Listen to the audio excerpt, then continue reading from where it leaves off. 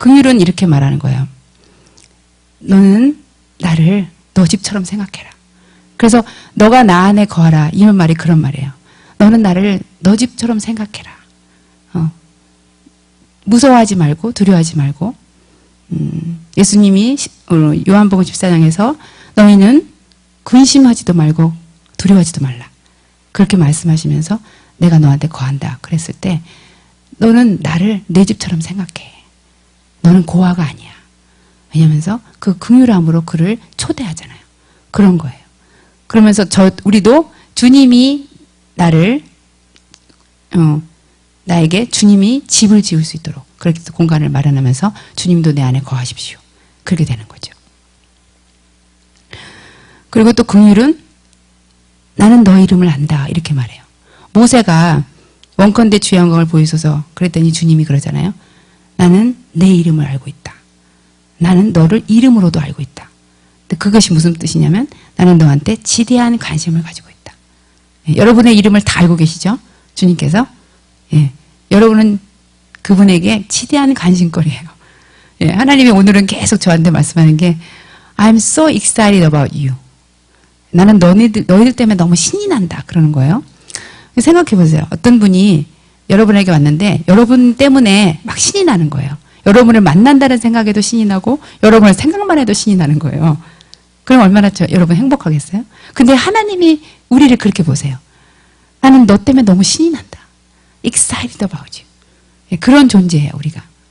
그렇게 지대한 관심거리라는 거죠. 그래서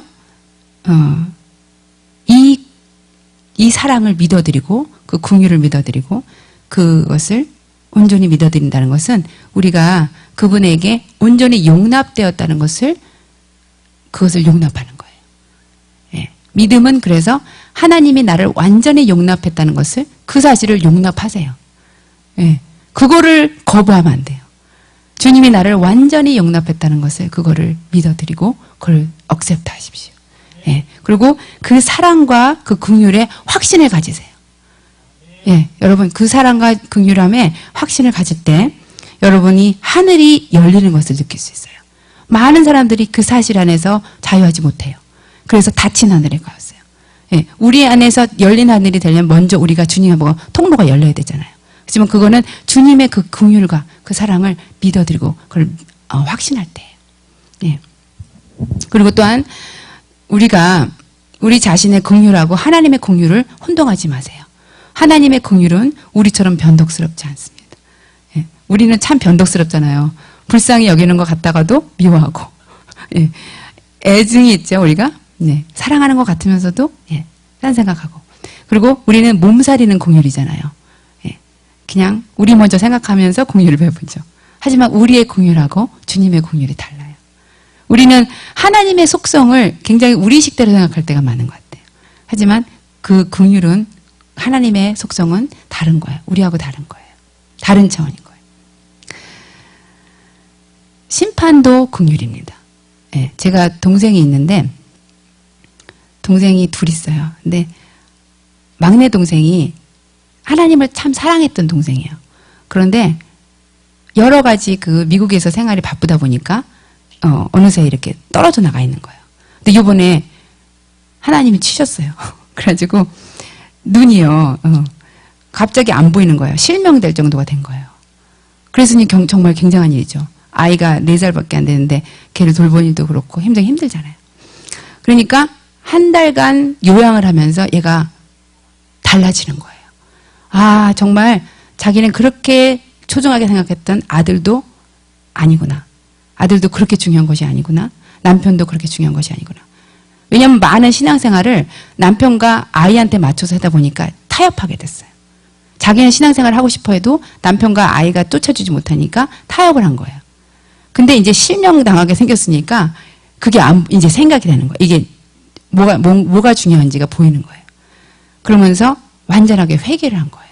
그래서 주님에게 확 들어가고 이제는 정말 주님에게 그 열망을 가지고 나아가게 됐거든요.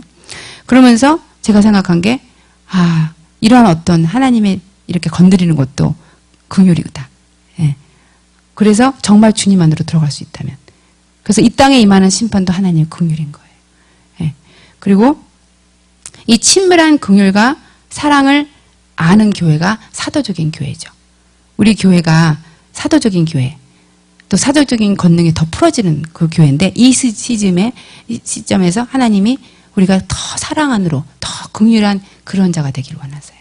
그래서 사도들은 누구보다도 예수님하고 친한 자잖아요. 예수님의 긍휼한 마음을 담은 자들, 그 사랑을 알고 그 친밀한 사랑에 소멸당한 자들, 그 친밀한 사랑에 갇히고 그 긍휼함에 녹아진 자들, 그런 자들이 돼야 됩니다. 그래서 이제 제가 많은 교회들을 보면서 참 예루살렘 여인들만 많이 모인 교회가 많다. 예, 예루살렘 여인들이 누군지 아시죠? 예. 그 신랑과의 친밀함을 모르면서 간접적으로 들은 것밖에 없고 그리고 그 사랑을 못 들어간 그런 사람들이 예루살렘 여인들이잖아요. 근데 많은 교회들이 술람미 여인은 많이 없고 예루살렘 여인만 꽉 찬 교회가 많죠. 근데 우리 교회는 어떻게 되겠어요? 술람미만 꽉 찬 교회. 네, 술람미 중에서 술람미들만 모인 교회가 돼야 됩니다. 아멘. 근데 그 복음서에서 술람미 중에 술람미가 마리아였잖아요. 근데 그 마리아가 창부였죠. 근데 처음으로 시몬의 집에서 주님과 눈 맞추게 되는 거예요. 주님에게 향유옥합을 들고 향유옥합을 깨면서 머리털로 그분의 발을 씻어드리는 그 걸어가는 그 속에서 주님과 눈을 맞추신 거예요. 그러면서 그 주님의 눈 속에서 정말 이렇게 사랑이 온전하구나. 온전한 사랑이 무엇이구나. 그걸 처음 깨달은 거예요. 아, 사랑의 눈길이 이렇게 아름다울 수 있구나. 그걸 처음 깨달은 거예요. 그러면서 그 다음부터는 어떤 다른 사람에게도 눈길을 주지 않습니다. 왜냐하면 진짜 사랑의 눈길을 만나봤기 때문에. 그걸 경험했기 때문에. 그래서 다른 사람에게 관심도 안 주고 애정도 안 주고 오직 주님의 시선에게 매료당한 자가 되는 거죠. 우리도 주님의 그 사랑의 눈길 안으로 한 번만 들어가면 다른 것에 관심 안 쏟아요. 다른 것에 애정을 안 쏟아요. 왜냐하면 그 눈길을 받기 때문에 다른 것에 눈길을 줄 수가 없어요. 아멘? 예. 그래서 그는 무덤가에 굽히려 울면서 주님을 보고 싶어서 억장이 무너지는 그런 술람이 중에 술람이가 되는 거예요. 근데 그 모습에 예수님이 마리아야 이렇게 부르잖아요. 근데 요번에 토미테니 목사님의 그 책을 보면서 그 예수님이 자신이 보좌에 올라가서 대제사장으로서의 성결 작업을 하시기 전이기 때문에 이제 올라가려고 하는 참에 마리아를 본 거잖아요. 근데 마리아를 보았을 때 마리아는 항상 주님을 친근하게 생각했어요. 그래서 항상 만졌나 봐요. 주님을 붙잡는 그런 친근한 그런 표현을 했던 사람인가 봐요. 그래서 주님이 먼저 마리아야 부르고 나서 바로 한 말이 나를 만지지 마라. 지금은 만지지 마라. 그 말은 뭐냐면 너는 나를 만질 거 아니까 먼저부터 우리 주님이 만지지 마. 나 만지면 다시 십자가 가야 되니까 나 만지지 마라. 그렇게 말한 거라는 거예요. 얼마나 마리아는 항상 예수님한테 갔을 때 먼저 손부터 잡았을지도 몰라요. 네, 그분의 팔짱을 켰을지도 몰라요. 항상 만졌을 거예요. 그러니까 예수님이 딱 만나자마자 만지지 말라 그랬죠. 그 친밀함을 가졌던 그 여인, 네, 그 여인을 기뻐하셨어요. 이런 친밀함, 술람미 중에 술람미들이 우리 이곳에서 일어나기 원합니다. 예. 그래서 친밀함의 샘을 주님은 우리 교회에 파고 계세요.